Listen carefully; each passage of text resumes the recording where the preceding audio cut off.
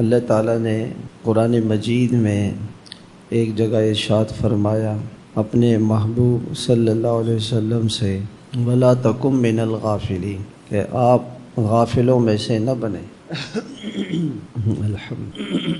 فرمائے کہ وَاذْكُر رَبَّكَ فِي نَفْسِكَ کہ اپنے دل میں اللہ کو یاد کریں، دل اللہ کو دے دیں اور اس کو اللہ کی یاد اس میں بسا لیں۔ تضرعاً وخیفتاً عاجزی اور زاری کرتے ہوئے چپکے چپکے اللہ تعالیٰ کو یاد کریں۔ دون الجہر من القول بہت زیادہ بلند آواز بھی نہ ہو، درمیانی آواز سے بھی ذکر کر سکتے ہیں اور دل سے بھی اللہ کو یاد کریں۔ جب یہ بات اللہ تعالیٰ نے فرما دی کہ اللہ کو یاد کریں تو جب اللہ یاد ہوگا تو غفلت نہیں ہوگی، مگر اس کے بعد فرمایا وَلَا تَكُن مِّنَ الْغَافِلِينَ غفلت میں نہ ہو، اللہ سے آپ غافل نہ ہو، بے خبر نہ ہو۔ اللہ تعالیٰ یہ چاہتے ہیں کہ یہ بندہ میرے سے ہوشیار رہے، رب کا ہوشیار، اللہ کا ہوشیار رہے، ہر وقت اس کو اللہ کا ہوش رہے۔ اللہ نہیں چاہتے، جیسے اللہ تعالیٰ ہر وقت اللہ پاک اپنے بندے پر رحمتیں برکتیں کسی بھی لمحہ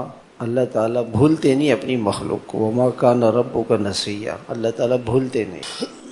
تو اللہ پاک اپنے بندوں کو یاد کرتے ہیں، تو اللہ تعالیٰ یہ فرماتے ہیں کہ تم بھی مجھے یاد رکھو، اللہ کو یاد رکھو۔ وَلَا تَكُن مِّنَ الْغَافِلِينَ حالانکہ اللہ کے نبی تو کسی بھی وقت اللہ سے غافل نہیں ہوتے تھے۔ کان رسول اللہ صلی اللہ علیہ وسلم یذکر اللہ علی کل احیانہ آپ ہر وقت اللہ کو یاد کرتے، آپ تو ہر وقت اللہ کو یاد کرتے، کسی بھی لمحے آپ اللہ سے غافل نہیں رہتے، مگر اس کے باوجود اللہ نے اپنے نبی صلی اللہ علیہ وسلم سے فرمایا کہ آپ غافل نہ ہوں، تو یہ آپ کی امت کے لیے فرمایا ہے، میرے اور آپ کے لیے کہ میرے بندوں کسی بھی وقت مجھے نہ بھولنا، اللہ کو انسان نہ بھولے۔